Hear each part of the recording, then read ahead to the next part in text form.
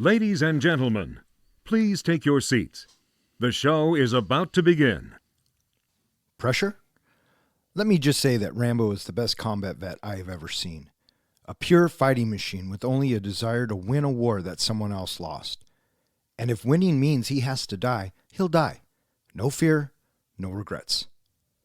And one more thing. What you choose to call hell, he calls home.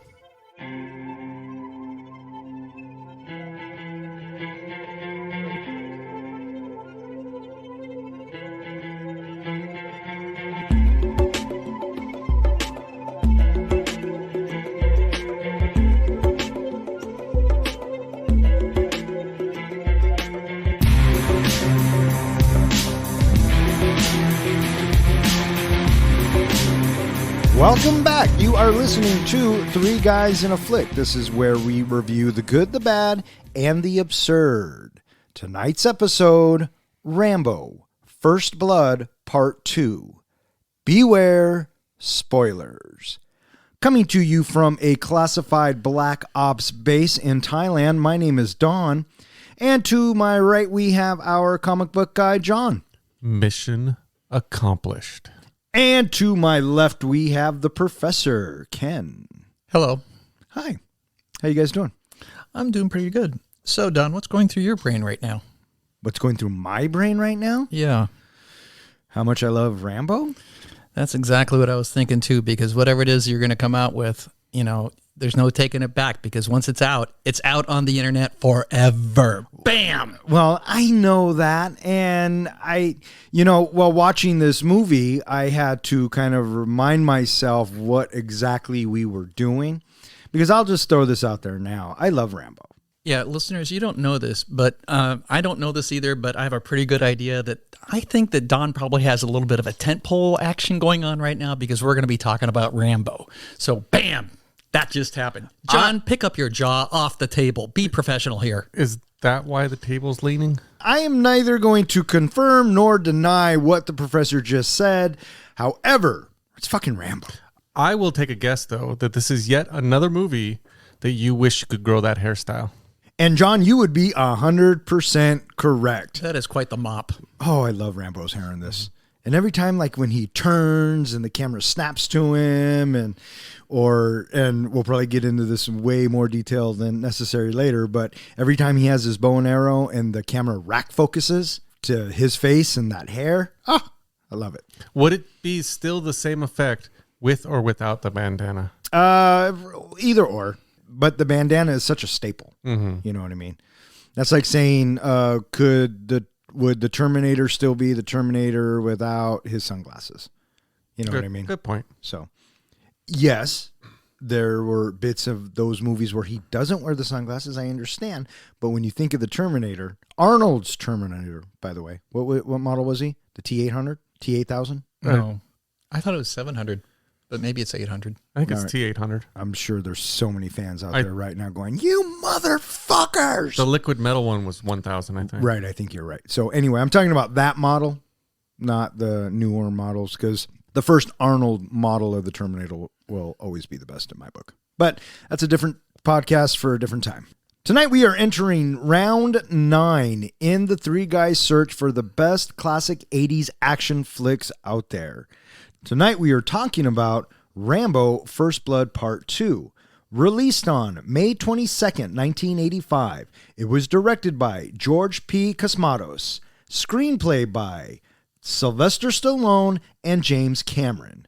Story by Kevin Jarre. And it stars Sylvester Stallone, Richard Crenna, Charles Napier, Stephen Berkoff, Martin Kove, and a bunch of other actors. The director, that name, it sounds familiar. I feel like we've recently done a movie by him. Was it Cobra? It was Cobra. Yeah. Him and Stallone worked a lot together, and I think we talked about that on the Cobra pod. Mm-hmm. So, yeah. Cosmatos and Stallone coming back to revive a character from First Blood. Have you guys seen First Blood? I have, yes. Yes, I have, and I actually really like it. Yeah. First Blood was what, 1982? 1983 maybe? Yeah, it was 82, same year as Rocky 3, interestingly enough. Yeah. Yeah, and so I think this is where the character Rambo really spring dives into pulp culture and, who he becomes today. Well, we had a discussion kind of when we were looking at our different movies. And Don, why don't you explain why we didn't put the first one, First Blood, on our list? Because it didn't belong on the list. It didn't fit the criteria that the three of us came up with. And frankly, it's a better movie. If you asked me what my favorite movie of the Rambo series is, First Blood is number one. Easily. Absolutely. Okay, maybe not easily, but it is number one. It is. For sure. So I just felt that, and I think Professor, you did too. I think it didn't belong on the list because it was too good of a movie. I also felt like it was more of a well-rounded movie. It's not all focused just on action. There's actually a really good story to First Blood. Yeah, and that's a great way to put it. It was more of a well-rounded movie. Mm-hmm. Yeah. How'd this movie do, Don? This movie was made for $26 million and it made $300 million. That's got to be with inflation, right? That's accrued up to now. Yeah, okay. Yeah. Professor, do you know how much it made in 85 when it came out? Yes, it made 150 million. Brilliant. So 26 million to make it and 150 million box office. Not too fucking shabby for 85. Mm-hmm. Right. Yeah, and another interesting thing is in this same year we have Rambo 2 and we also have Rocky 4. And Rocky 4 was the third highest grossing movie that year. Rambo 2 was the second highest grossing movie.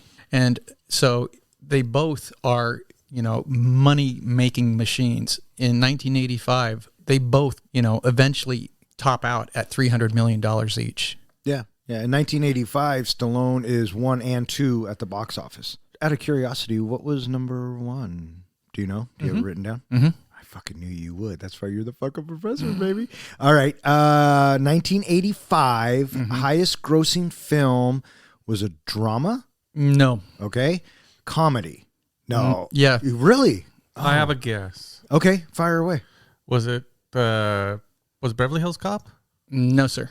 Or it was an Eddie Murphy vehicle? No. Okay, then I'm off. Okay, 1985 is the year of dun dun dun dun dun dun dun dun dun dun dun. Yep. Back to the Future. 212 million. Yeah, there you go. So when we talk about high grossing movies, Stallone, he has had a lot of high grossing movies. And so the second and third highest grossing movies for Stallone are Rambo and Rocky. There is one movie that is above that has grossed even more. I know. Wait. I know what this is. It's a Stallone movie? It's a Stallone. It's Stallone's highest grossing movie. Ever? Yes, of all of his movies. Can I guess? Yeah, go ahead. Over the Top? Yeah, John. That's it. Wow, listen to that, folks. John nails it with Over the Fucking Top. No, it's not. It's a Stallone vehicle, though, right? It's not like Guardians of the Galaxy 2 because he was in it, but it made $1 billion. That made $1 billion. So yes, no, this is Okay. Stallone. Just wanted to make sure. Rhinestone? No, dude, it was Stop or My Mom Will Shoot. Demolition Man. No, I love that movie. That's one of my favorites. Cliffhanger. No, Cliffhanger. How much did that make? That made $255 million. It wasn't the one with him and Sharon Stone, was it? The Specialist? $170 million. Not Assassin. No, Assassins didn't do it. This one had to have been better than Rocky and Rambo. And it's a Stallone movie. Highest grossing. It made the most money. Can I get a year? That might help. Or decade. Give me a decade. 2000. Oh, okay. I'm sorry, 2010s. Oh, the 2010s. Expendables? Oh, yeah. Expendables 274 million, so not even 300 million. This one made $315 million. Expendables 2. Oh, well, there you go. I was on the right track. Yeah. I mean, I figured once you said the Expendables, it had to be one of those ones. But yeah, Expendables 2, which ironically enough wasn't the best one. Yeah, and so, he has definitely had a lot of high volume movies that really crank out the dollars. And ironically, you know, for Rocky IV and Rambo First Blood Part 2, it did win a couple of awards. It was nominated for 7 awards. Which awards? So it was nominated for Best Effects and Sound Effects Editing, but it did not win. And it was nominated for Supporting Actress, New Star, and Director for Razzies. And it won Razzies for Picture, Screenplay, and Original Story. So, ironically, it loses its Razzies for Supporting Actress, New Star, and Director to Bridget Nielsen and Sylvester Stallone for Rocky IV. Wow, 85 is a great year for Stallone to be around the Razzies. I also read that this was the only of all of the Rambo movies to be nominated for an Oscar. Well, yeah. Have you seen the other ones? Which is not meant in a negative light at all, because the Rambo films are what they are. They're Rambo films. But you know what? Razzies or not, man, I'll take a Razzie all day long if I'm bringing in that kind of cash. Yeah, no shit, right? Did you guys see this in the theater? I bet I did.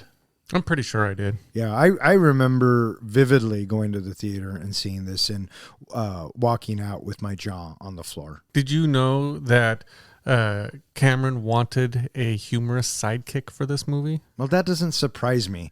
And good segue. Last night when I was watching it, when it said screenplay by Sylvester Stallone and James Cameron, I audibly shouted, "What the fuck?" I never knew that Stallone and Cameron wrote this fucking screenplay. That was fucking crazy. Yeah, Cameron originally, when he wrote this, he wanted it to be more in-depth. He wanted a humorous sidekick. He wanted to go into the lives, like the backgrounds of all the POWs, and kind of build this whole huge narrative storyline. And Stallone crossed it all off because he wanted all the focus on Rambo.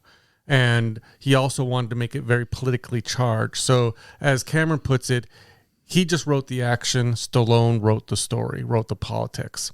But the sidekick that they wanted for this movie was actually the original actor considered to play Rambo in First Blood. Who was that? Do you have any guesses, Professor? John Travolta. John Travolta. Ah. Yeah, well, and Travolta and Stallone had worked together many times. Stallone directed Staying Alive, the sequel to Saturday Night Fever. So, interesting. Yes, apparently Stallone nixed the idea because he said that Travolta was getting all of the good lines. Well, so be it. What's the name of the movie? Rambo. Yeah, so, I mean, come on. It's in the name, guy. And thank God, because, yeah, we didn't need all that. Did you know that the character of John Rambo is based off of a real guy? Yeah. I guess there was a World War II veteran named Audie Murphy. He's one of the most decorated American soldiers of all time. And the novelist David Morrell, who wrote the First Blood book, based John Rambo off of this guy.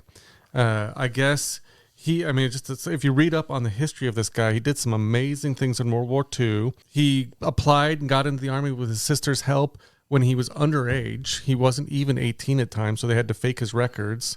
He went into acting after that, but later on in life, he went on to breed quarter horses in California and Arizona, which is funny. If you watch the last Rambo movie, isn't that what he's doing after he's back home on his own ranch? Yeah. I believe he's breeding horses. And is it in Arizona that it takes place? Yeah. So kind of that whole, turnaround thing is kind of, works out. I mean, it's based off of this character. The interesting thing I found out about this guy when I was reading up on his history is he ran into some really bad financial difficulties later in life. I think he had gambled a lot of his money away, and he was offered to do a lot of commercial work for alcohol and cigarettes, but he turned it down because he thought it would be a bad influence on the youth of that day.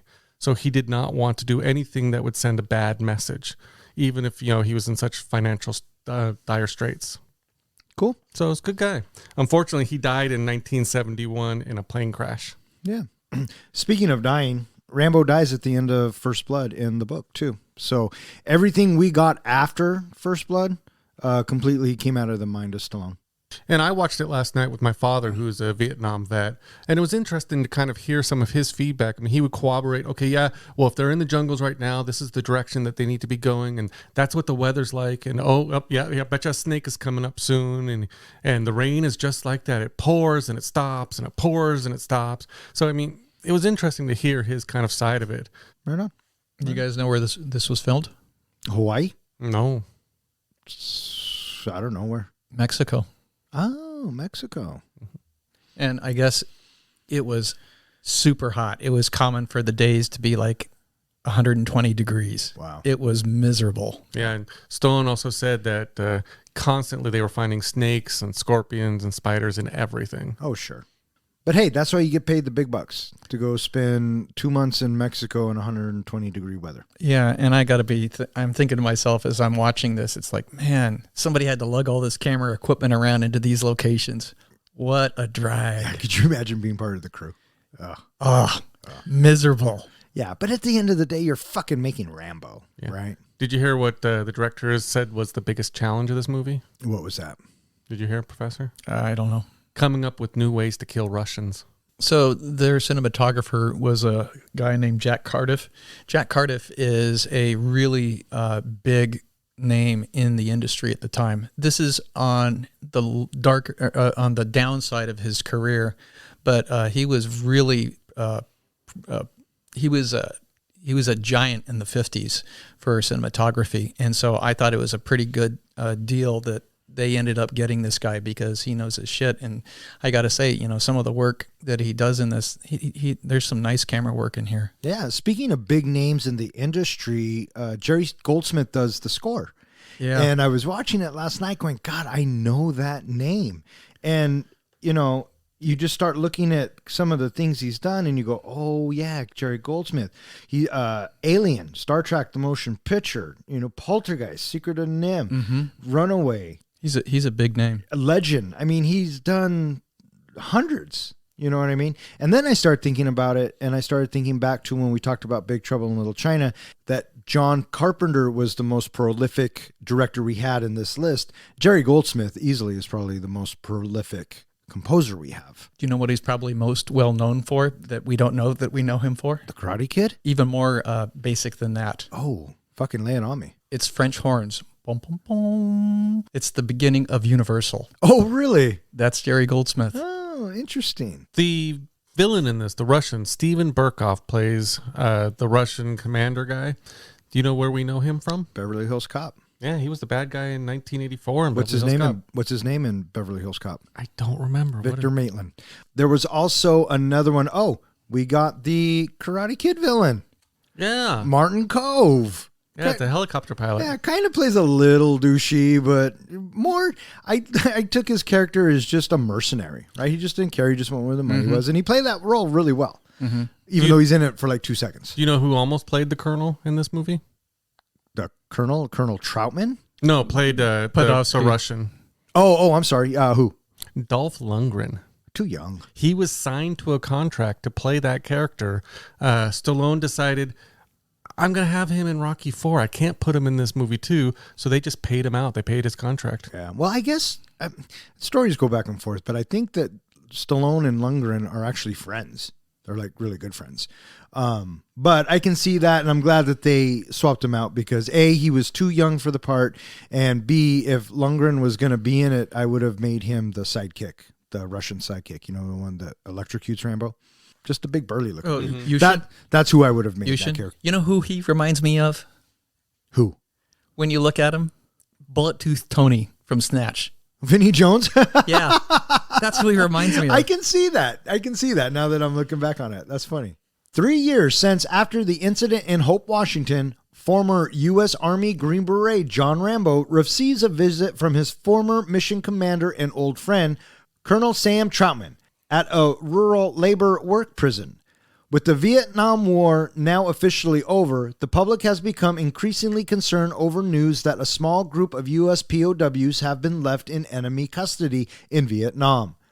To placate their demands for action, the U.S. government has authorized a solo infiltration mission to confirm the reports. Rambo agrees to undertake the operation in exchange for a pardon. In Thailand, he is taken to meet Marshal Murdoch, the bureaucrat overseeing the operation. Rambo is temporarily reinstated into the U.S. Army and instructed to only take pictures of the suspected POW camp and not to rescue any prisoners or engage enemy personnel, as they will be retrieved by a better equipped extraction team upon his return. So this beginning of this movie, if James Cameron had his way, it would have started with John Rambo being in a mental institution.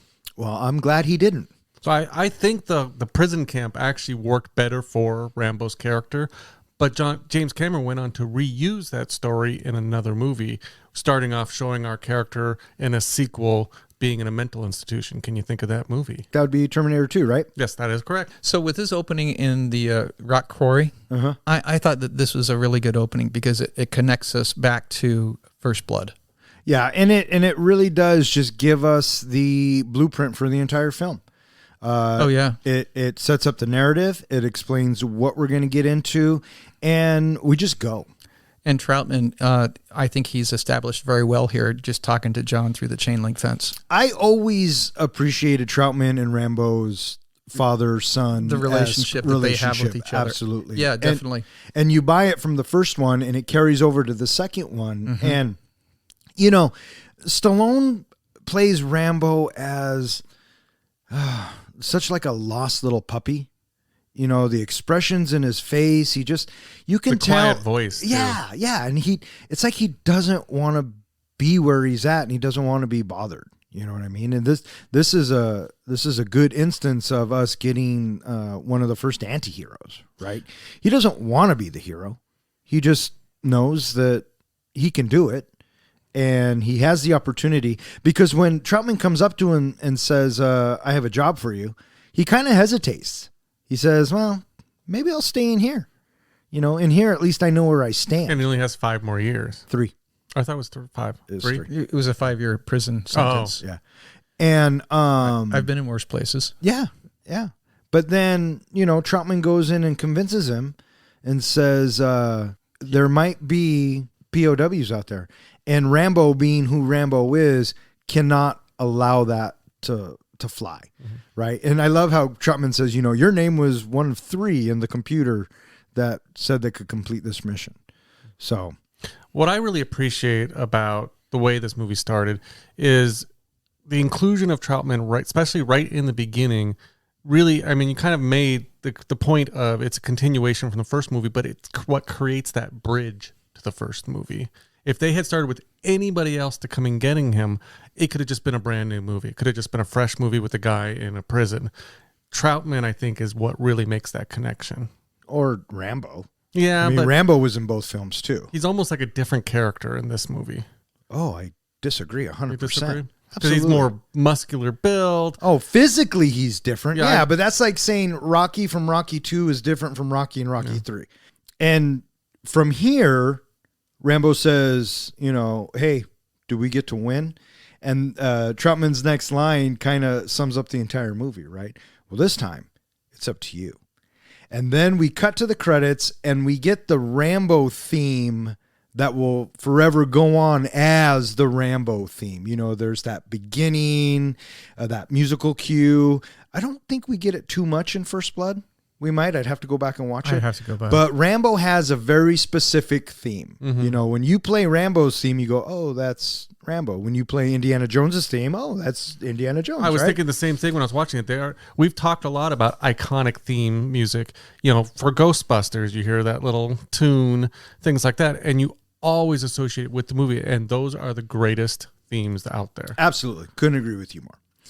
And so we get the credits, and Rambo is being transported to a military base in Thailand.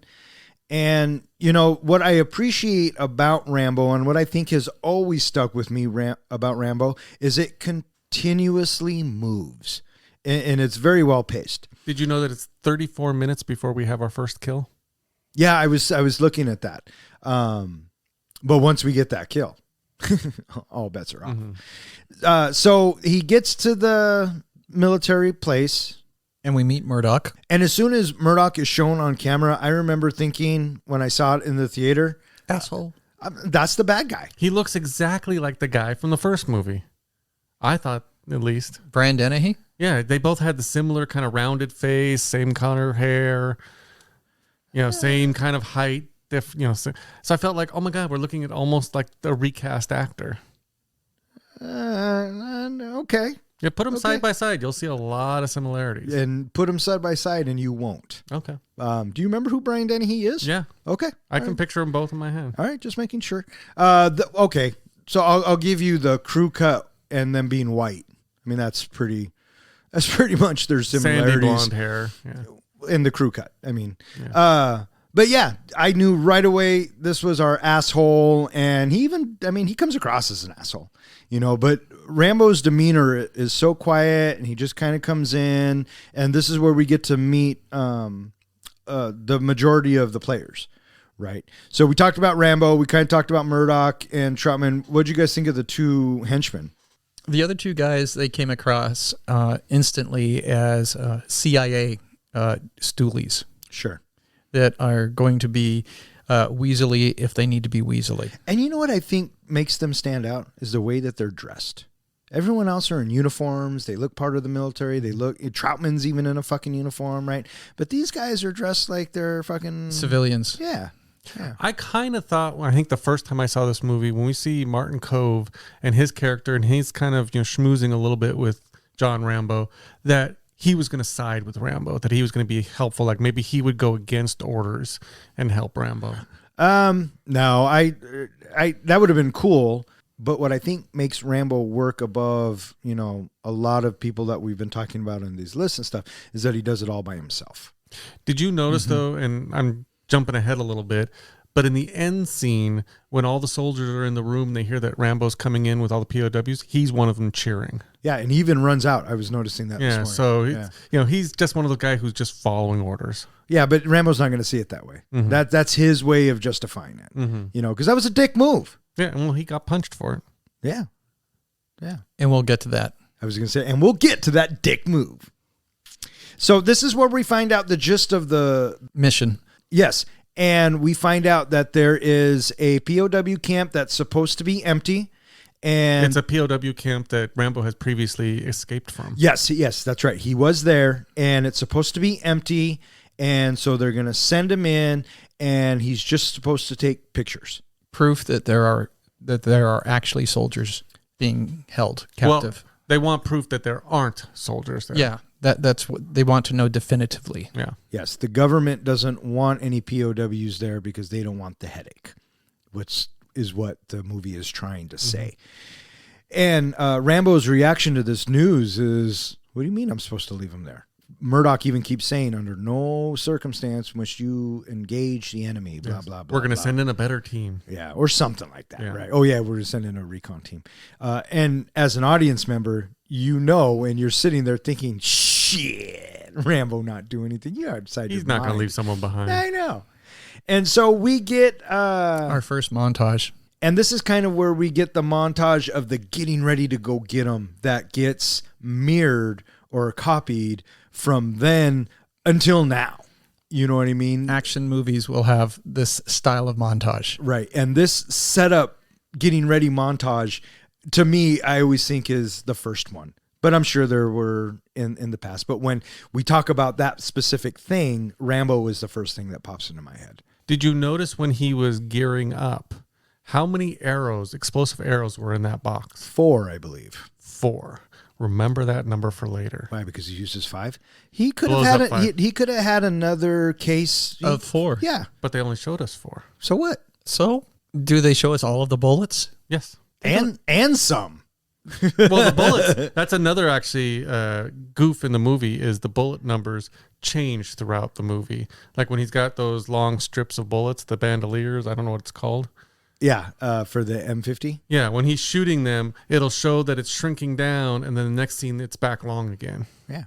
So when we get to that part, we don't have to talk about that. No. We just said it. During his insertion, Rambo's parachute becomes tangled and breaks, causing him to lose his guns and most of his equipment, leaving him with only his knife, his bow, and his arrows. He meets his assigned contact, a young female Vietnamese intelligence agent named Kove, who arranges for a local band of river pirates to take them upriver.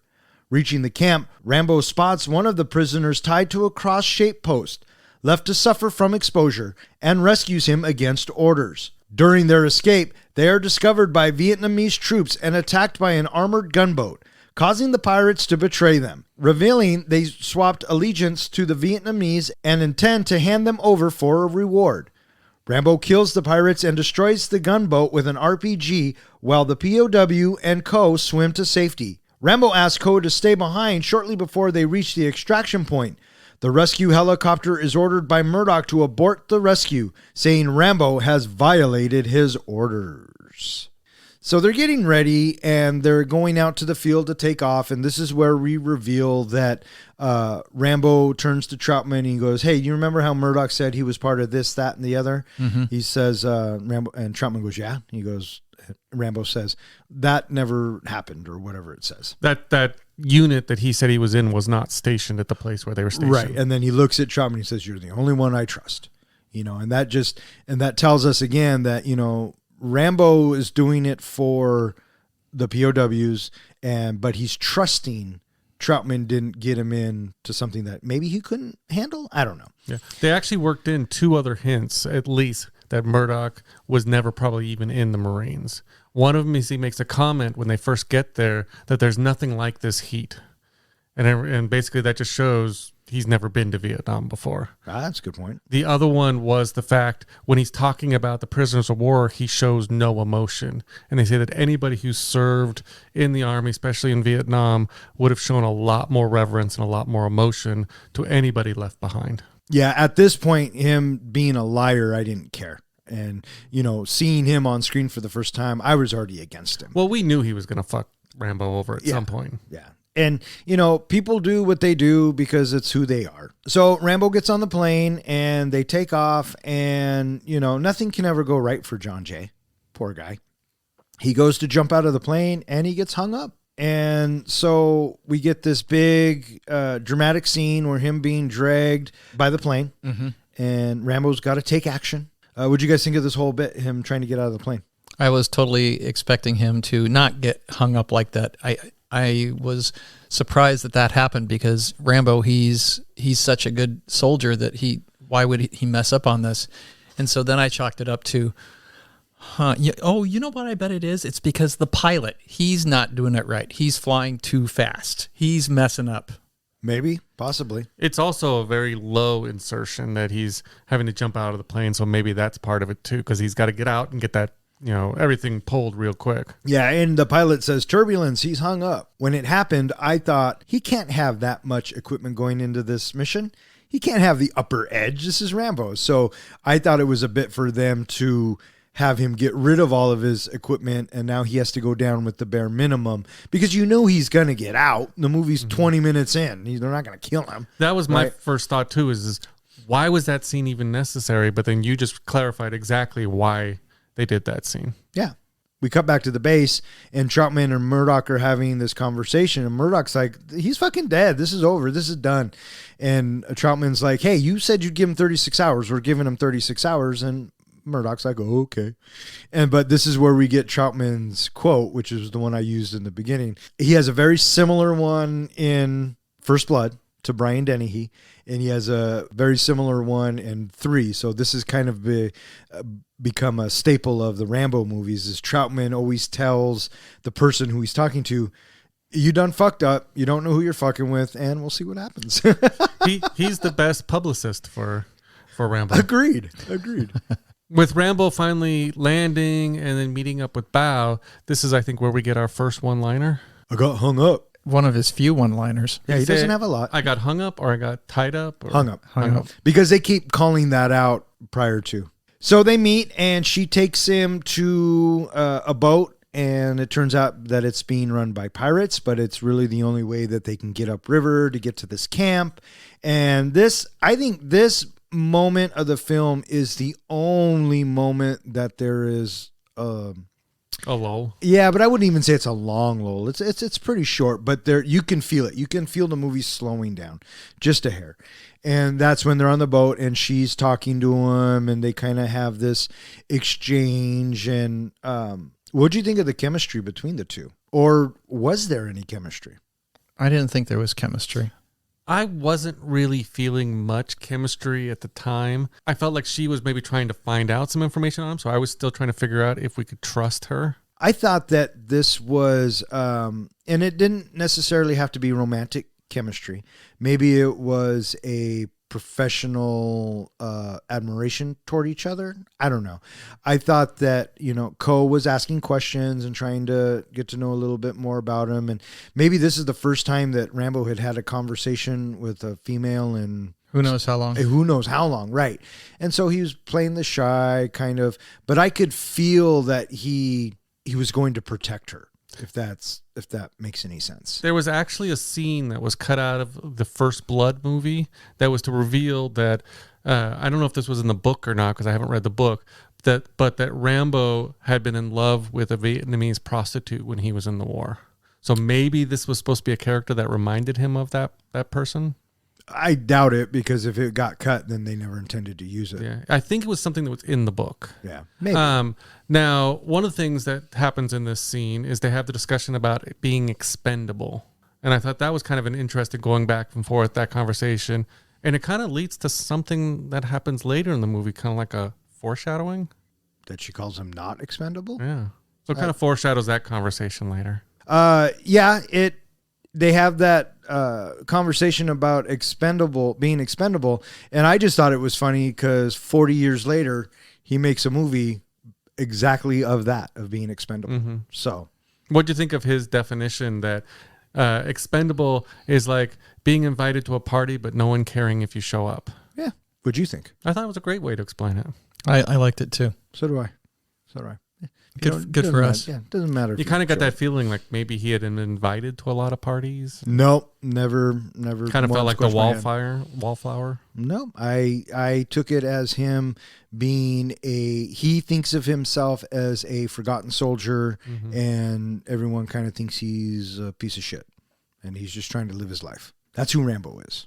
That's how I always take him too. Yeah, and him being with Kove.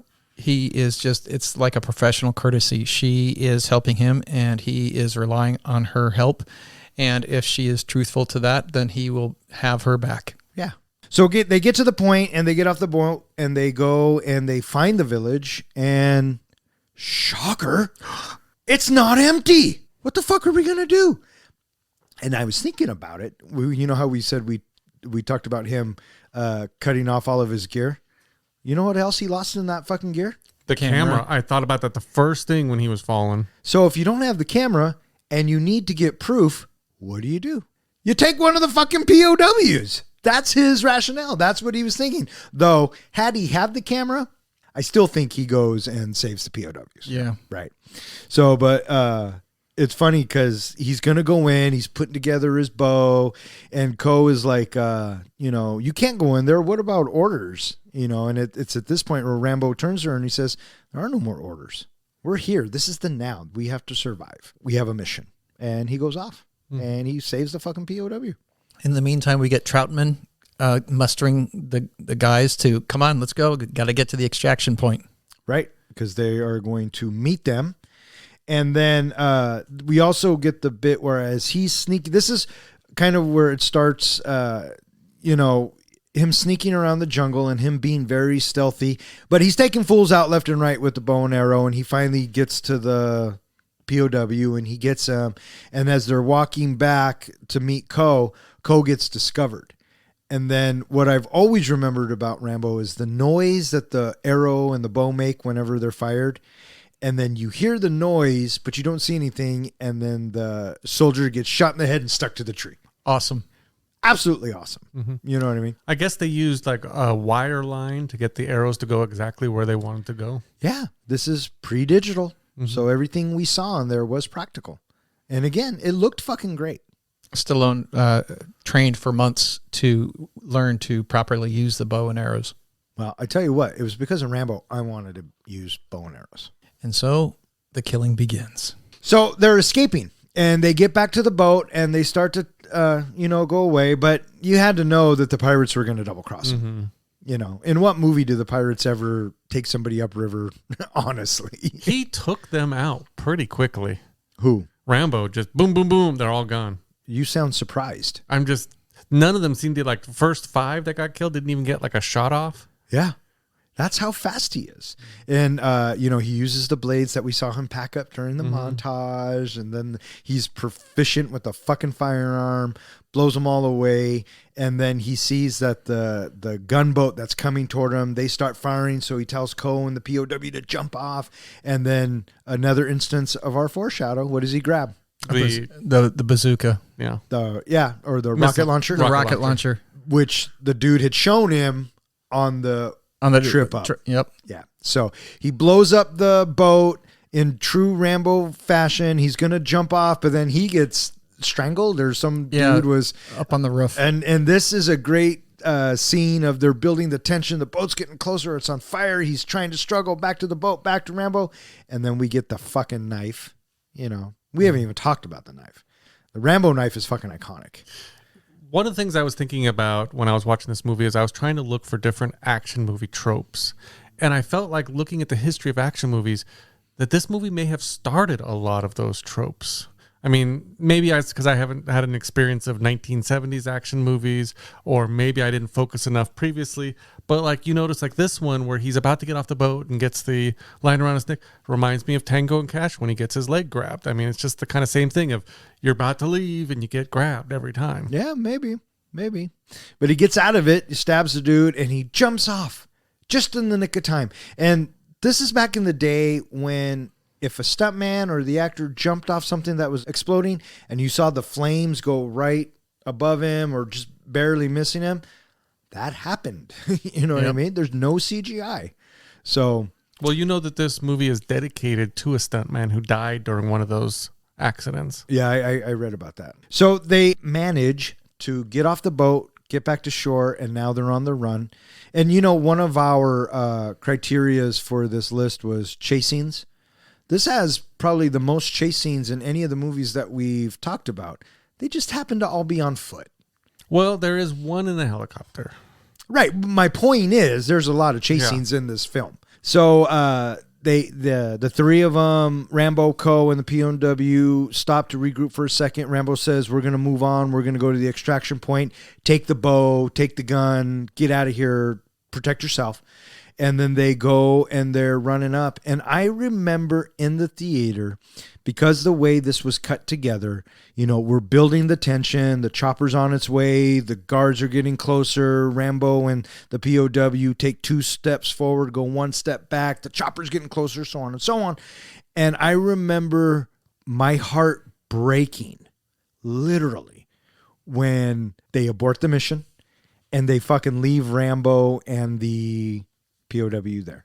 What'd you guys think of this whole double cross mission thing? Well, for me, like you were just saying, the most memorable scene of, I think, any of the Rambo movies is them climbing up that muddy hill, getting to the top, and then you seeing the view from up above in the helicopter with him looking up, telling the helicopter to come back. You see the POW, and you see all those soldiers kind of diverging on that situation. It's all coming close. So you're absolutely right.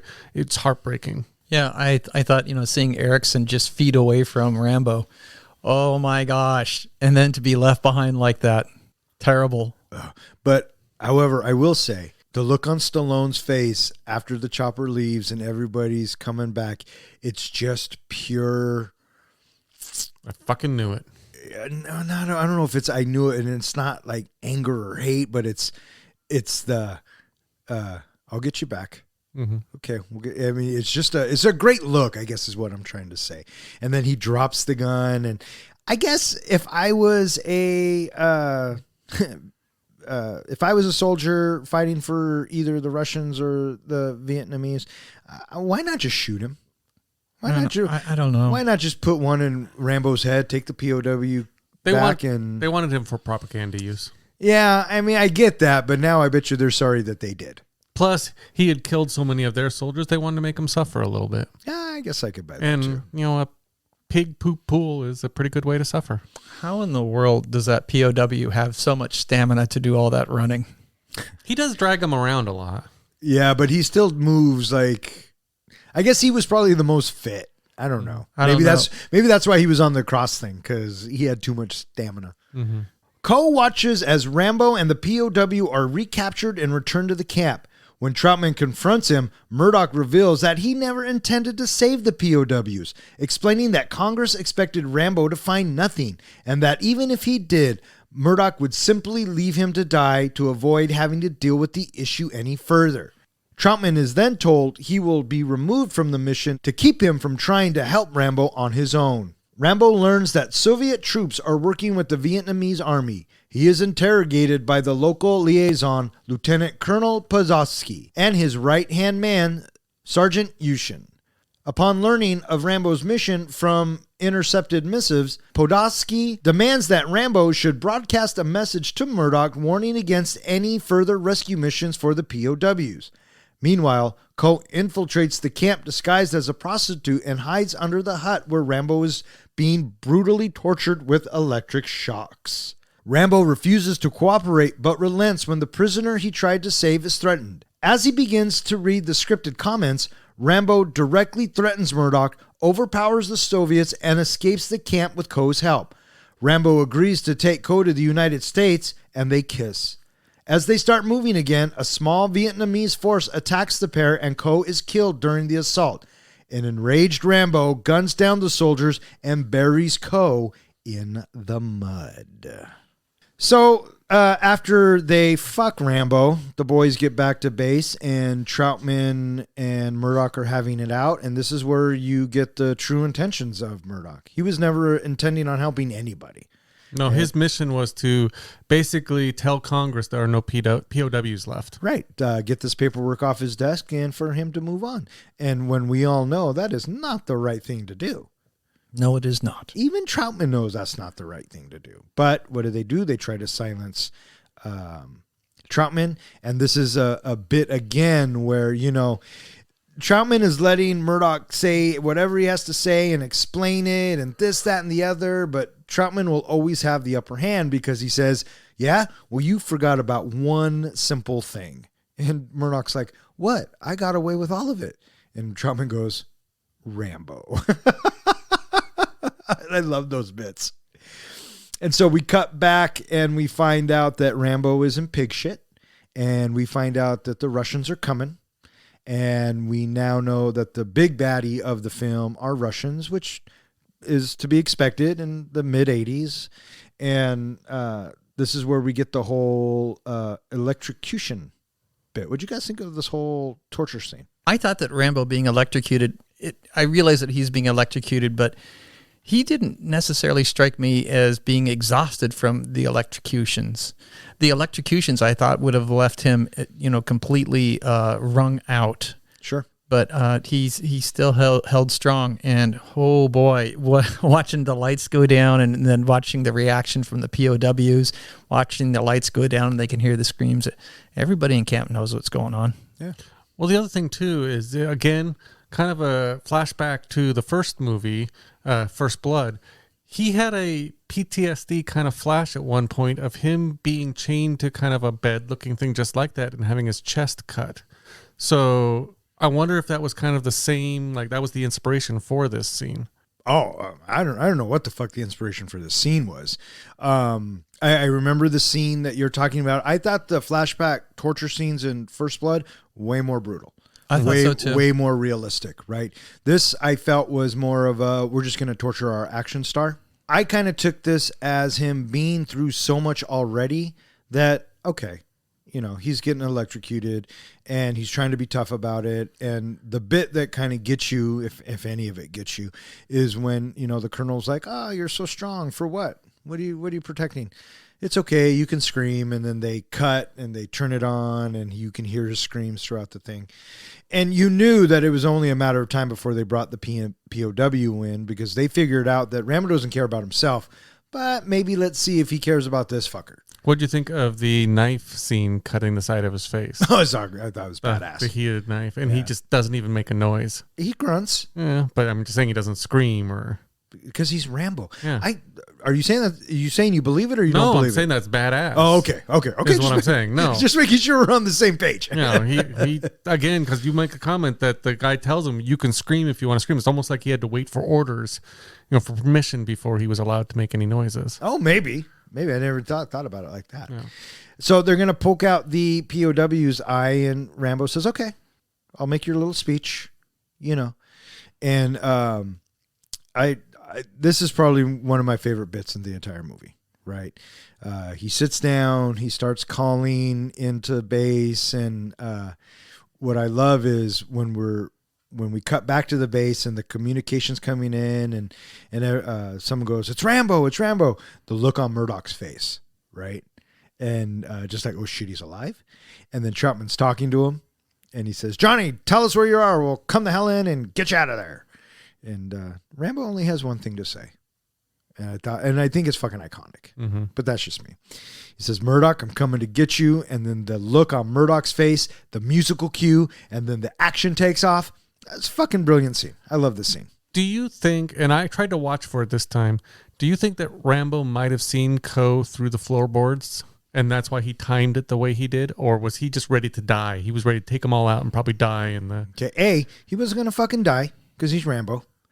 B, I don't think he does notice Kove because as soon as the bullets come up, he reacts in a way that, oh shit, someone's shooting. I noticed that today when I watched it. And C, he's a fucking badass. I thought that the lead in right before he talks to Murdoch was also iconic.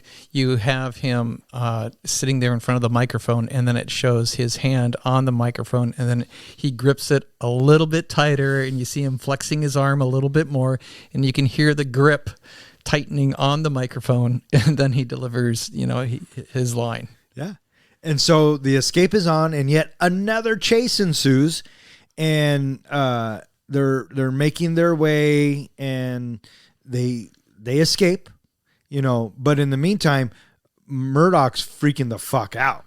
Yeah. And I wonder if he's thinking, what are the chances? What are the chances Rambo makes it all the way back here? And so, like we said earlier, this film moves, and we're pretty far along, and Rambo and Kove, they get out, they take a minute to breathe, and this is probably the only other time that this movie lulls just a little bit. And again, it's not even that long, but it was at this point I was thinking to myself, oh, she's just using him to go to America.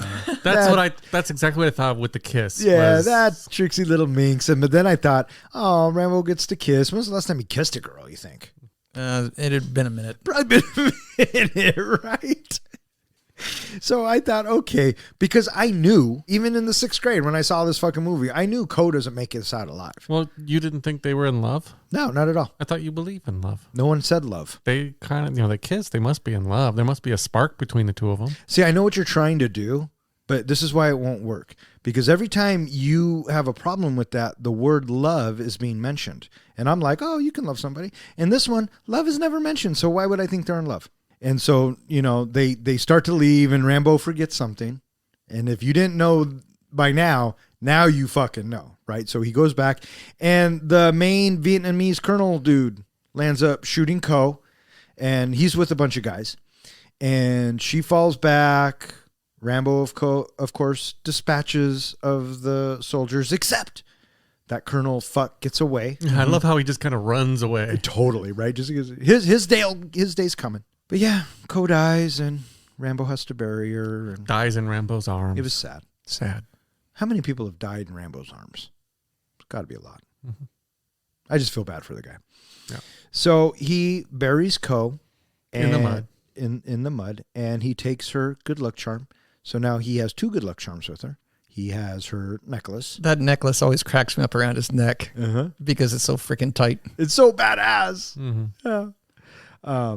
But now Troutman, he is being so insolent that he is now pretty much placed under arrest. And he can't go anywhere. And in the meantime, in the meantime, all of this happens, and Rambo's out for vengeance now. Do you feel like this is supercharged Rambo at this point? That now, he went from just being the soldier who's on his mission to being the one-man killing machine. It's interesting that you put it that way. I don't think I've ever thought of Rambo as having different levels, supercharged or normal. You know what I mean? And I know exactly what you're saying. I think Rambo was just the perfect soldier. And I think that his rage and his grief and his anger and all of those emotions, It's always measured. I just think he knows what to do. And I think he's really fucking good at it. So I know what you're saying, because when you say supercharged, I think of like a supercharged Martin Riggs. And you know what I'm talking about. There are scenes where she's, right? That's what that definition to me would be. But I don't think Rambo ever gets to that point. Well, the way that Not that I'm comparing Riggs and Rambo. Let's get that very clear. Well, the way that I saw it was, at that point, him and Kove are trying to escape. They're trying to get away. As soon as she dies, he does a 180 and heads back into the jungle to kill them all. Yeah, because he's pissed. And I think that maybe he got pushed over the edge. Yeah. Maybe that's a better way of saying it. But yes, I think this was the circumstance to push him over that edge and to unleash what he really fucking is. And that's, Rambo, So yeah, this is definitely the incident that did it. Now, did any of the scenes of him, swimming in the water and then coming back out, or the rain coming down, or him getting covered in mud and then all of a sudden being clean again, any of that bother you with the continuity of being wet, dry, perfect hair, wet hair, covered in mud, perfectly clean the next scene? No, didn't bother me at all. So I wanted to go back to Troutman when he's arrested. I realized we jumped ahead, but I thought there was a really important line, a really important back and forth that happens. Troutman says, "Never had a chance, did he?" Well, like you said, Colonel, he went home. Murdoch turns Troutman's words around on him. Yep. And you see that Murdoch really doesn't fucking care. Yep. And leave him to die. That's right. He's fully prepared, or he fully probably at this point thinks that Rambo is going to die there. You know what I mean? And that's before, I think that happens before the Rambo radios in. That's no, it happens after. Does it? It's after Troutman is arrested. Rambo, with the use of his knife and bow, he systematically dispatches the numerous Soviet and Vietnamese soldiers sent after him one after one, even blowing up the Vietnamese officer who killed Kove with an explosive arrow. After surviving a barrel bomb dropped by Yushin's helicopter, Rambo climbs on board and throws Yushin out of the cabin to his death. The pilot is forced out at knife point, and Rambo takes control. He lays waste to the prison camp and wipes out the rest of the enemy forces before extracting the POWs and heading toward friendly territory in Thailand. Budovsky, pursuing him in a helicopter gunship, seemingly shoots the chopper down and moves in for the kill. Having faked the crash, Rambo uses a rocket launcher to destroy the aircraft, killing Budovsky. As he returns to base with the POWs, Rambo, after using the helicopter's machine gun to destroy Murdoch's office, confronts him with his knife, demanding that Murdoch rescue the remaining POWs. Troutman tries to convince Rambo to return home now that he has been pardoned. When Rambo refuses, Troutman asks him what he wants. An irate Rambo responds that he only wants his country to love its soldiers as much as the soldiers love it. Troutman asks how Rambo will live now, to which Rambo replies, "Day by day." Roll credits. So after Kove dies, And Rambo's the rain going back, begins. and the rain begins. Of course it has to rain, right? Yes. And we get the iconic music, and we get badass Rambo getting ready. He goes out and he systematically dispatches of a number of enemy soldiers. What did you guys think of this whole stealthy, I'm going to hide in the mud Rambo? I thought that a lot of his kills were done well. It shows him moving around a lot, but some of the kills have to have somebody come along. What if nobody comes along? And then he's just sitting there waiting. Well, that's always a possibility. Right? And then having him in the mud, the mud, when he comes out from the mud is probably my favorite kill because it's just so badass. I remember the gasps in the theater when I saw it for the very first time. That's one of those moments in film history where everybody goes, I thought, and I'll never forget that. I was just about to ask you guys which one of his kills was your favorite one. For me, I don't know why. It's the one where the guy gets his feet hooked by the rope and gets pulled into the cave. And all he And you're does, seeing him panic and flail. and all he does is, I don't know why. I just always liked that scene. It's a kind of a great horror movie kill, right? Yeah, that's a good one too. I like anything with the bow because you can hear it. listening to the bow as it's pulled and then the arrow leaves. Yeah, it's really fun to hear that. Yeah. And so now he decides that he's done killing them one at a time. He's going to kill them a bunch at a time. So he runs through a village and grabs some gas and a chicken and sets a trap. And that's what Rambo does. He sets traps, and it goes all the way back to the first one when he set the traps for all the cops. Non-lethal traps, I want to point out. But in this one, they're lethal. And so he corners all of these troops, and then he's in his tree, and this is the first instance we get. They're in the tall grass. Yeah, and this is the first instance we get his exploding arrows. What do you guys think of these things? I knew that they were going to have to come into play. I mean, they specifically showed them to us. Right. So he blows up, truck after truck. Boy, those are pretty big explosions. Yeah, they must have a lot of dynamite in them. I kept wondering at this point, okay, well, he's blowing everything up and he's gone through and knifed all these people and he shot the people with the bow. How's he going to take out that one guy that killed Ko? Yeah, I figured there are 3 on our list, right? The guy who takes out Ko, the Russian colonel. I think his Tay was his name, was the guy that took out Ko. Yeah, whatever his name is. And the third being the colonel's henchman. So I know we have to have at least 3 fights coming up. So he's running around and he's blowing everything up. And during all of this, he runs into the guy that kills Ko. And, he's shooting at him with a machine gun. He misses. He's shooting at him with the handgun and he misses. And, Rambo just takes his time. He just takes, and that's what makes Rambo such a badass. And instead of just, shooting him with an arrow to the heart or shooting him in the head with a gun or however way you could dispatch him, he blows him up. Now, let me ask you this. Do you think it was a waste of a perfectly good explosive arrow? Nah. A little. Just a hair. The only thing that makes it justifiable in my head is that's the fucker who killed Ko. Right? And that could have been Rambo's one shot at happiness. I do like this setup in this scene that he doesn't just pull out the bow and arrow and shoot him right away. It's kind of, he lets him run a little bit and he's leading the arrow and he's figuring out exactly where he's going to be. Yep. And you kind of get that tension as the wire is being pulled. And I thought that was really well set up. Would you consider that an oh shit death? That's one of the oh shit deaths, yeah. I would agree. Because being blown up is like, oh shit. I agree. I don't know if the other ones were. But they weren't as maybe, oh shit. Yeah, maybe if we combined them all, but definitely getting blown up is an oh shit moment.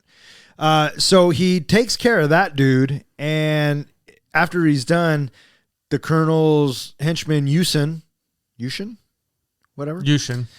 brings a helicopter with a barrel bomb. I thought it was a napalm bomb. That's what I thought too. I thought it was napalm. Yeah. And but it's not. When it gets dropped and it blows up, this is another instance where the flame barely misses Rambo as he's jumping into the water. I always questioned this one because he drops it, but you can clearly see there are 4 explosions. So was that a little weird to you? No, never paid attention to it. Yeah, but yeah, you're right. It's another scene for him to narrowly miss, jump in the water, and get away again. Yeah, and so the helicopter lowers, and we're looking for Rambo. What do you guys think of him jumping out of the water? Shocker. Of course he was jumping out of the water. Yeah. And this was probably, you could say this about almost every scene in this movie, but this was the one time I was thinking, how did they not see him from the helicopter? I don't know. The water's pretty clear. And I mean, how did he jump out that much? That was a little bit, but it's Rambo. I don't fucking care. Yeah.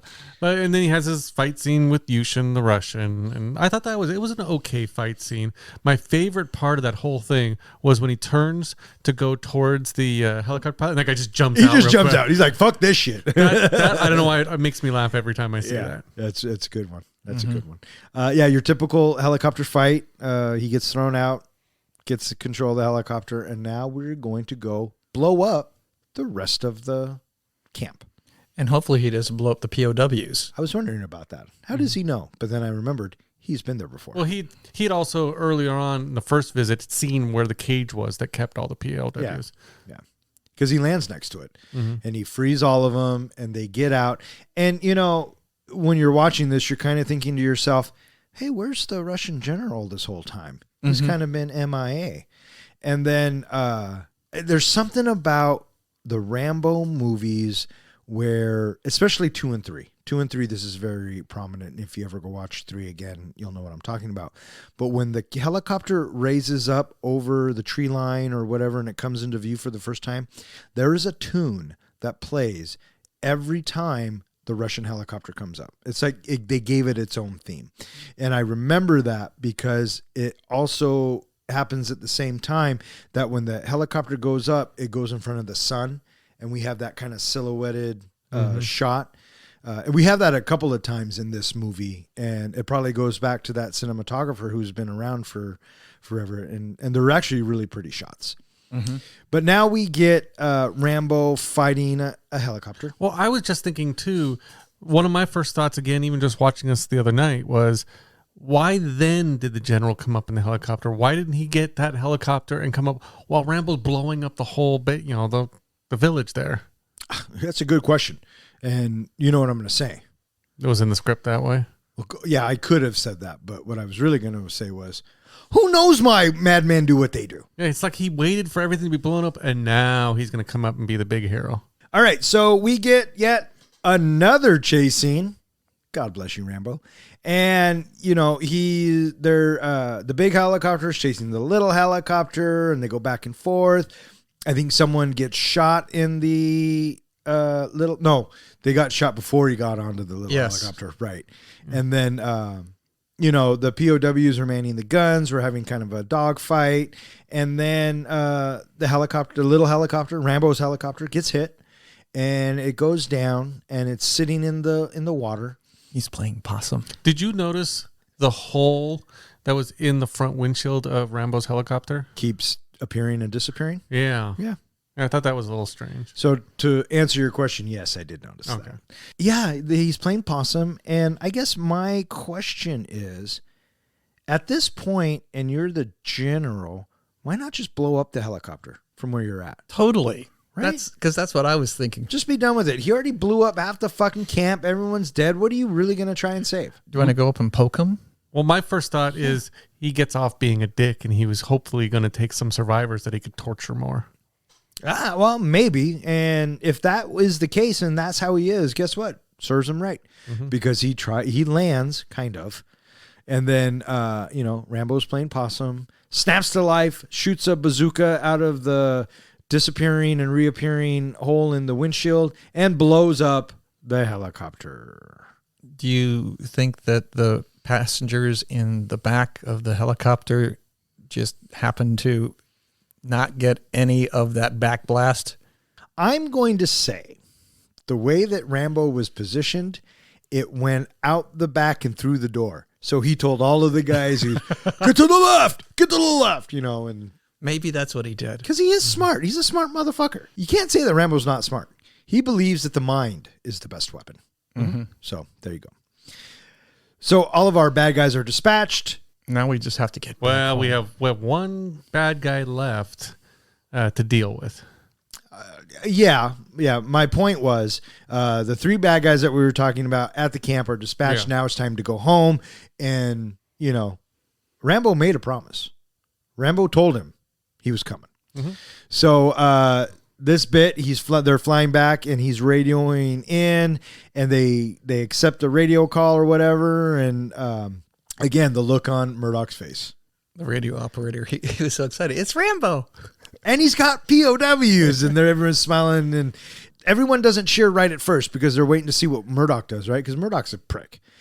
So Murdoch leaves. Yeah, he just leaves the room. And so Troutman takes over and says, come on, what are we waiting for? And then everybody gets all, yay. Yeah. And so Rambo makes it and he lands and he immediately takes the gun off of the helicopter, wraps the band of bullets around his arm. And they might get a point to show us that, you know, and those guns aren't light, which is awesome, which is also Rambo. You know he's about to go fuck some shit up. That's right. And then Martin Kove, his character, Erickson, comes up to him, maybe trying to keep the peace. I don't know. Maybe trying to say, hey, man, I'm just following orders. I didn't, and maybe Rambo knew that, which is why he only got a knee to the balls. Mm-hmm. Yeah, because they did initially fire on the VC. Yeah. They were helping him out. Yes. Yeah.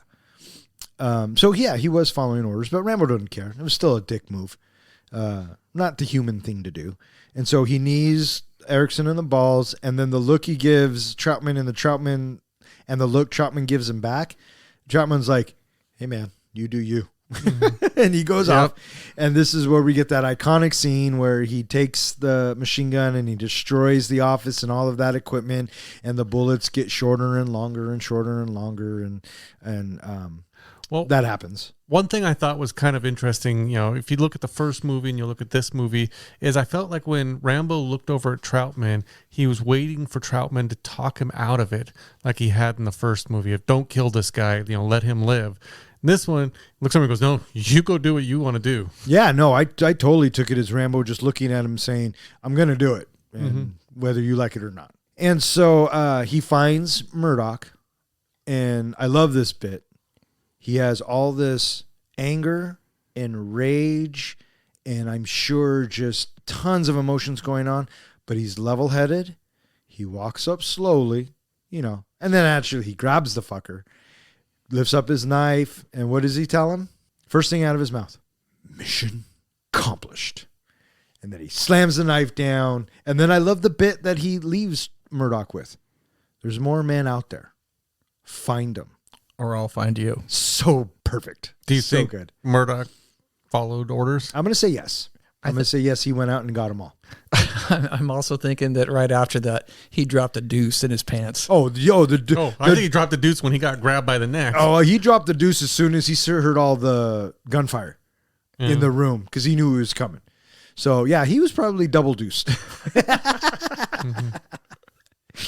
And so Rambo walks out, and Troutman's like, you're going to get another Purple Heart for this. Another Medal of Honor. Whatever. And he says, yeah, we'll give it to them. They deserve it more. And then Troutman says, come back with us. And Rambo's like, no, I'm done. What do you want? Yeah, what do you want? And I think part of the reason why this movie ended up being so popular was because of what was articulated in this final statement. Yeah. Yeah. All Rambo wants is what all the other guys who went over and fought for this country wanted, was for their country to love them as much as they loved it. You know what I mean? And that's not too much to ask for. Mm-hmm.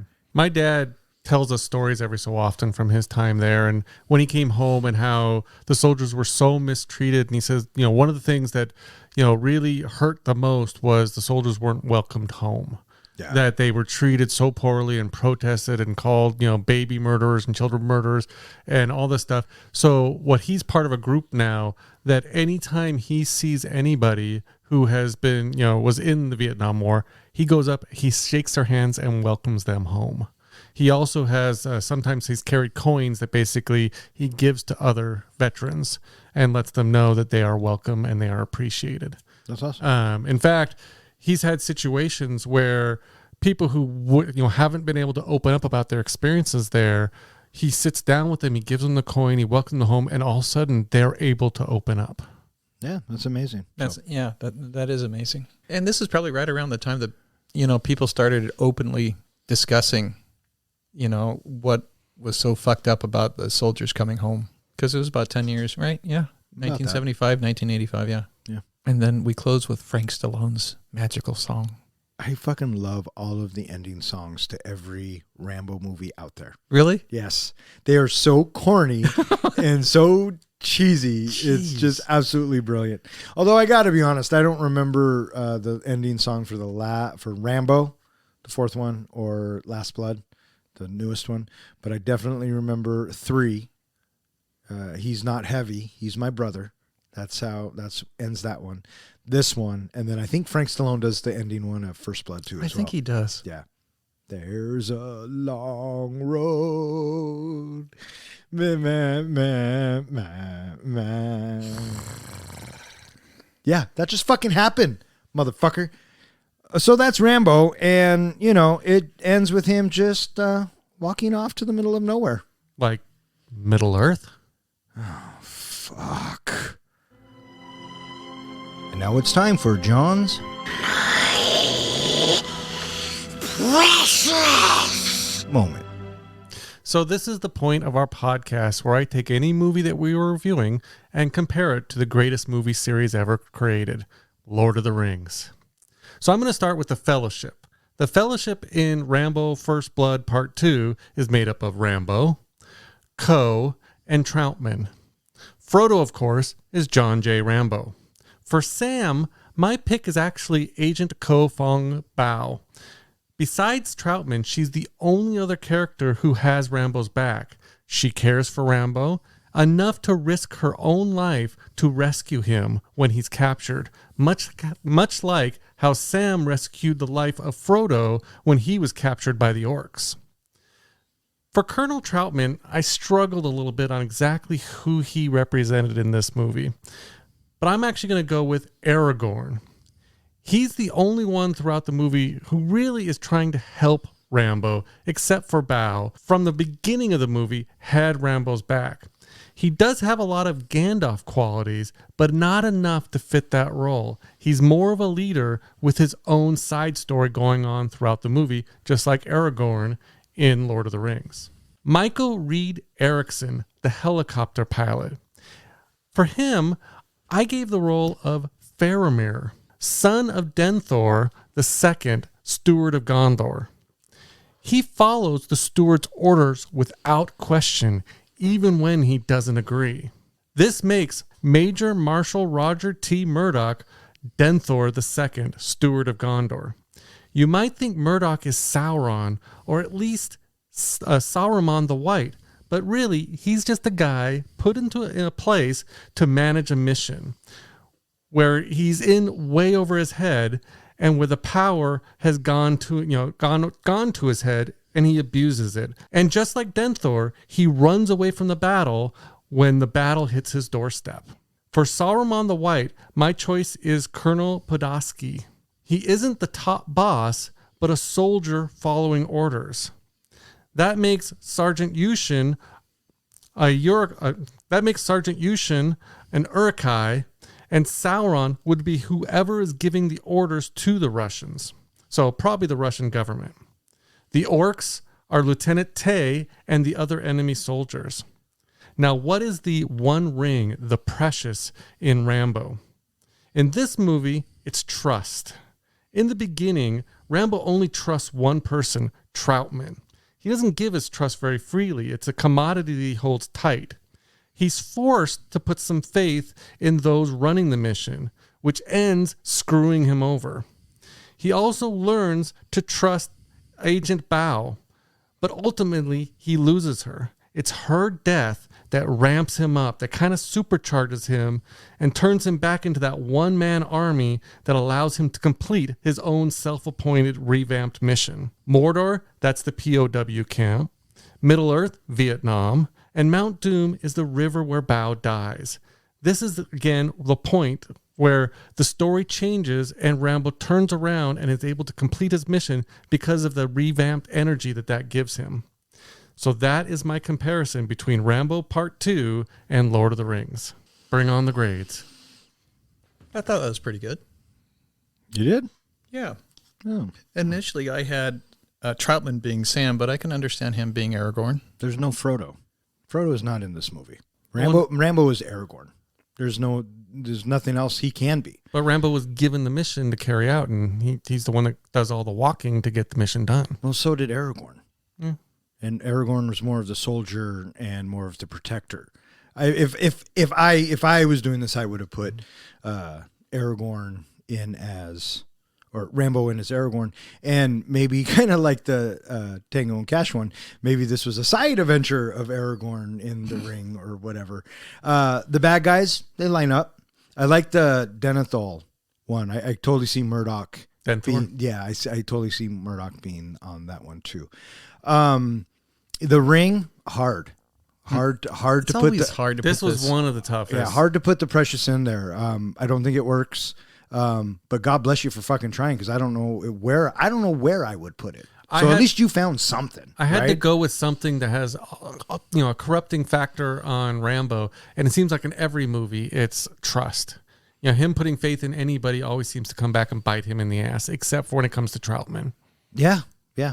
And really, at the end of the day, he doesn't learn anything about trust. Well, he learns that he can't trust anyone, so, I mean, that's not really positive. But, yeah, sorry, bud. I'm probably going to have to give you a C- on this one. But I get it. This one was hard. This one was hard. What'd you get me? I'm going to go B-. B-. I will take it. Unfucking believable. And that was John's precious moment.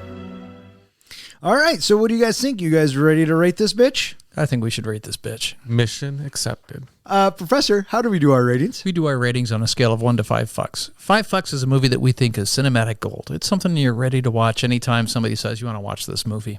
A 1 fuck movie is a movie where you have watched it and you have no desire to see any of it again. For whatever reason that you chose to watch it, there was nothing that you got out of it that said, you never want to see it again. And what's a 0? A 0 fuck movie is a clusterfuck where you have been totally screwed and I'm coming for you. So in other words, we just don't give a fuck. Who'd like to go first? I'll go first. All right, hit it. So Rambo First Blood Part 2. It had been a long time since I'd seen this movie. And this movie, I got to say, is definitely a classic 80s action movie. It has the big explosions that we have come to expect out of an action movie. And action movies in general seem to need to have, a lot of mayhem to it, whether it be killings or it be violence or it be explosions. You got to have some of this in order to make it be a classic 80s action movie. And this movie has it in spades with these explosions. Rambo, he is completely fleshed out here. He is a very different character that we saw from the First Blood movie. First Blood, he is a violent but sad type of monster that is just wanting to be left alone. And then in this one, we see this monster unleashed in his fury. This is what has been made courtesy of the U.S. government and the Army, and they have bit themselves in the butt by unleashing Rambo onto themselves by screwing him during this mission. And so I thought it was a really fun take to watch him just burn it all down. And it was very, very satisfying watching him come up with all of these different kills, specifically during the rain sequence. The rain sequence, I think, is probably my favorite section of the movie. I also really dug the character of Kove. She allows a human side to be present for Rambo to show that he is not just a godless killing machine. And for her to be there, it shows that there is some humanity to him rather than this cold-blooded, ruthless killer that we know him to be through his time that he's doing in prison for all of his atrocities that he put in during First Blood. Not deservedly, but you got to pay the price. So I thought that this is probably one of this is probably one of Stallone's strongest movies, because I really think that, when you look at a Stallone movie, this is probably the first place that I go. Right after this, I go to Rocky, but I always think Rambo first when it comes to Stallone. For his work that he did in this, it's a fun watch. It's not necessarily giving me everything that I want, because, there are some fantastical moments to it, but I still enjoy watching it. I think that this movie is 3 solid fucks. 3 solid fucks from the professor. Would you like me to go next? Sure, if you want to. Sure. So looking at Rambo First Blood Part 2, we always have to ask ourselves as we review these classic 80s action movies, does this deliver on our must-haves? A strong hero with quotable one-liners. Well, a lot of them are subtle, and he doesn't say them very loud, but they're definitely there. A crazy-level supervillain that only our hero can beat. I wouldn't call them crazy level, but yes, only Rambo can beat these guys. Chases and fight scenes, tons of them on foot, and one by a helicopter. A final showdown? I feel like there's a few final showdowns in this movie. An oh crap death for our bad guy? Yeah, check on that. Franchise potential? Well, this is a sequel and it did spawn, I believe, 3 more sequels after this one. So plus we got an animated series, we got all kinds of things from this movie. So yeah, definitely franchise potential. And did it come in at a 90-minute runtime? Well, it comes in at 96 minutes, so it almost hit its mark. The beginning of this movie for me was a little bit slow, but once it gets going, it's a non-stop action ride for the remainder of the movie. This movie destroyed previous jungle action movies and served as inspiration for that future lone wolf, war-related action movies like Chuck Norris's Missing in Action. We started to see a slew of movies coming out like that afterwards. I would even go as far as to say that this movie launched Stallone as a top-notch action hero in that genre. Stallone created the mold that future action heroes would be built from.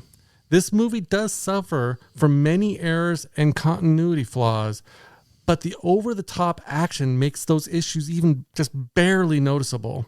Combine that with the soundtrack that has become forever linked to Rambo himself, you can't hear that theme without thinking Rambo.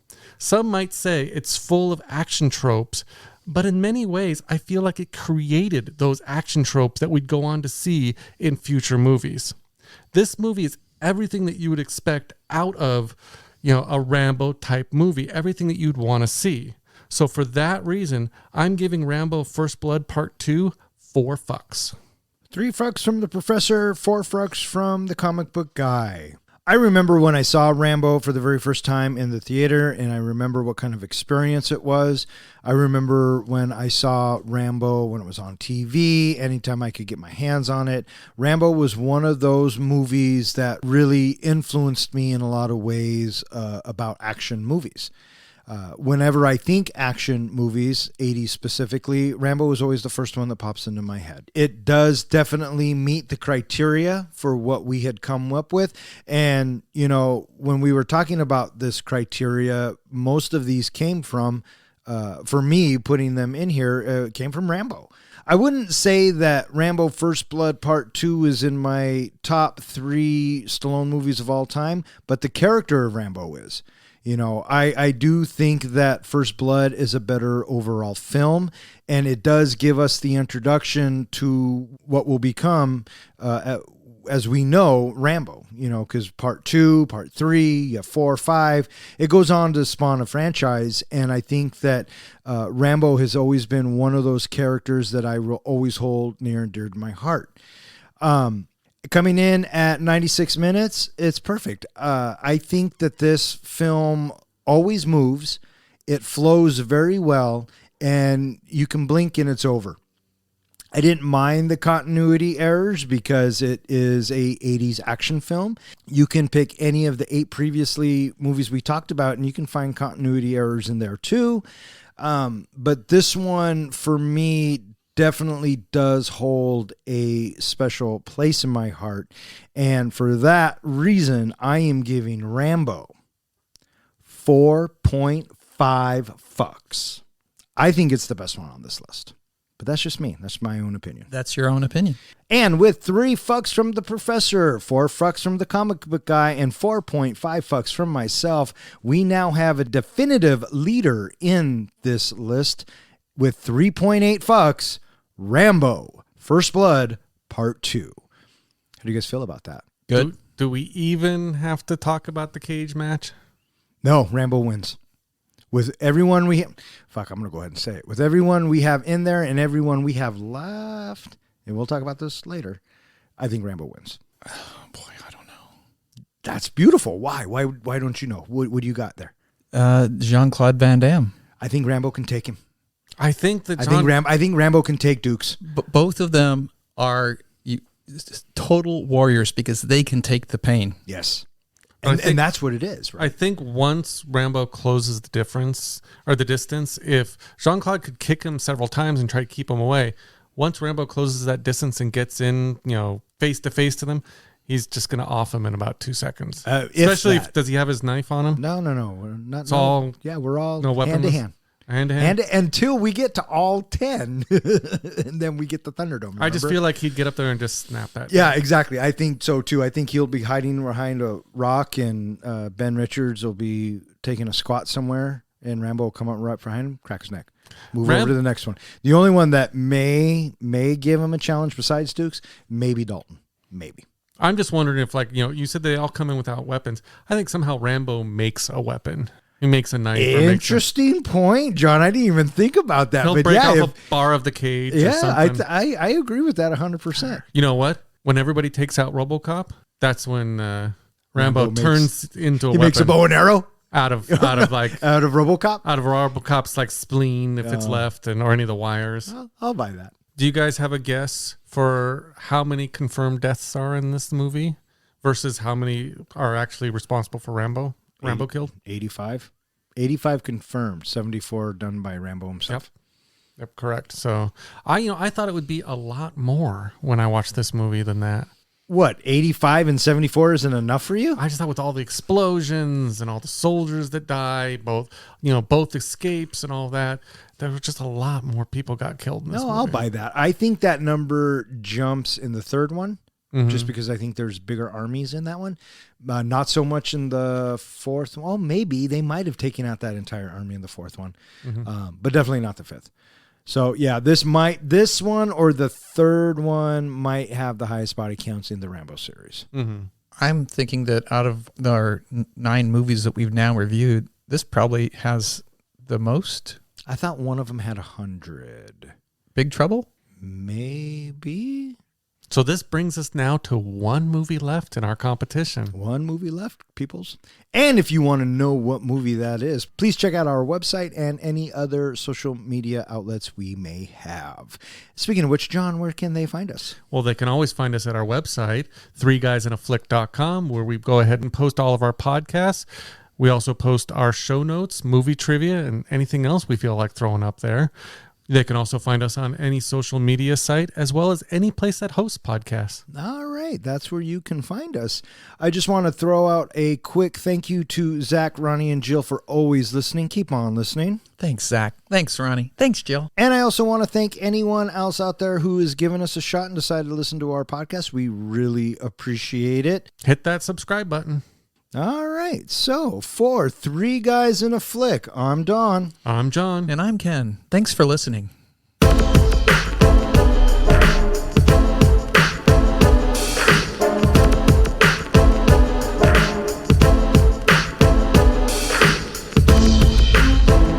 Okay. Now I think we'll start. Can we? We don't have to, fucker. So you weren't listening? No. Okay, good. You don't get an opinion then. All right, that's what we're going to roll with.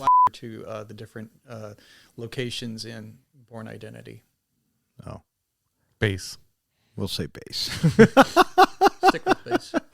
3 guys search for the best classic 80s action films.